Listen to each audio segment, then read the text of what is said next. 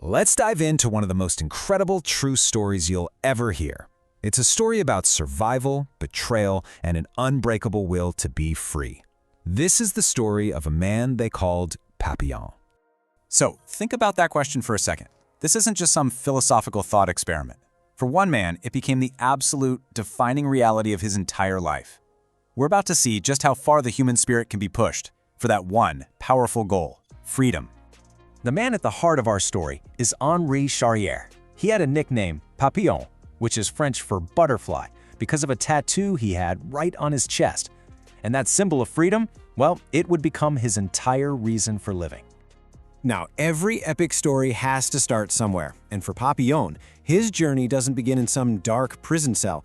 Nope, it starts in the glittering but very dangerous underworld of Paris in the 1930s. You see, Papillon was a safecracker, and a damn good one at that. But he makes one huge mistake. After a big score, he decides to skim the best diamonds for himself, to start a new life with his fiancée. Well, his boss finds out, and this guy is not the forgiving type. He doesn't just get angry. He frames Papillon for a murder he had nothing to do with. A complete and total betrayal that changes everything. And just like that, Papillon's whole world just evaporates. He's convicted of a murder he didn't commit, and they throw the book at him. Life in prison. And not just any prison, the French Guiana penal colony. This place was legendary for its cruelty. It was a hell on earth that most men never came back from. So, his life as a free man is over. A new life is beginning, one defined by desperation, by chains, and by an alliance that is going to be a complete game changer. The ship ride over is basically a preview of the hell to come. It is a brutal, lawless environment where the weak get picked off fast. If you're going to survive even just the journey, you need to find an ally. And this is where Papillon meets Louis Dega. Dega is a quirky, super wealthy forger, and he is the complete opposite of Papillon. Papillon has the muscle, the guts, and the obsession with escaping, but he's broke. Dega, he's got all the money in the world, but he's a walking target for every killer on that ship. They are, in a weird way, the perfect match.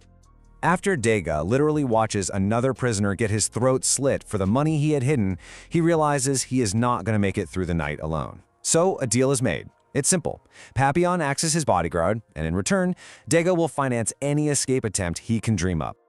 Okay, so the deal is struck. Papillon has his funding. It's time to escape, right? Well, he's about to learn that in a place like this, just trying to be free carries an unbelievably high price. Papillon doesn't waste a second. He creates a diversion, attacks a guard, and makes a run for it. He's supposed to meet a boatman he'd paid to get him away. But, and this is just brutal, he gets betrayed. Again. The guy takes his money and hands him right back to the guards. The rules in this place were crystal clear, and the punishment for trying to escape wasn't just physical. Oh no, it was designed to completely break a man's mind. 2 years. I want you to really let that sink in. 730 days.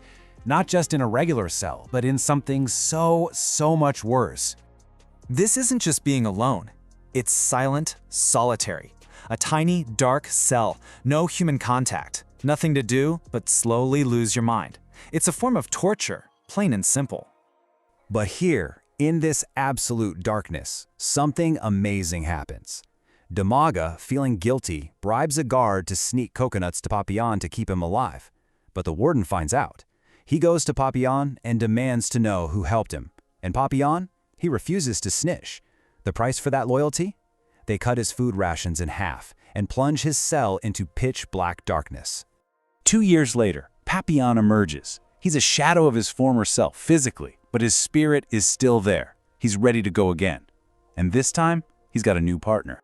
So while Papillon was locked away in the dark, Dega got some devastating news. His wife divorced him, took every cent he had, and married his lawyer. Yeah, ouch. So all that hope he had of getting out through legal means, it's gone. He's all in for the next escape. Their second try is much bigger, much more elaborate, and it's a complete disaster. Dega falls while they're climbing a wall and shatters his leg. The other guys want to leave him behind, but Papillon, no way. He remembers those coconuts. He carries Dega to their boat, but then a huge storm hits and wrecks it. They wash up on an island, only to be found by a group of nuns who turn them right back in. So, If you thought the punishment for the first escape attempt was bad, well, you haven't seen anything yet. 5 years.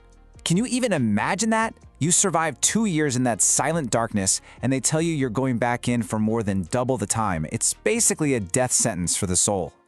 After serving those 5 years, Papillon isn't sent back to the main prison. No, they send him to the one place that everybody fears even more than solitary.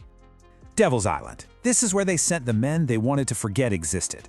It's not really a prison, it's a tomb. Just a rock in the middle of the ocean, surrounded by insane currents, massive cliffs, and sharks. It was considered absolutely 100% inescapable. So Papillon, now an old man, gray and weathered, arrives on this rock, and who does he find? His old friend Dega. But the years have finally broken Dega. He's lost all hope. He has accepted that this is where he's going to die, and he has zero interest in trying to escape ever again. For Dega, the story is over. But for Papillon, as long as he is still breathing, that dream of freedom is alive. And on this island they call inescapable, he comes up with his craziest plan yet. Papillon spends his days doing one thing, watching the waves. For months, he just watches, and he notices a pattern.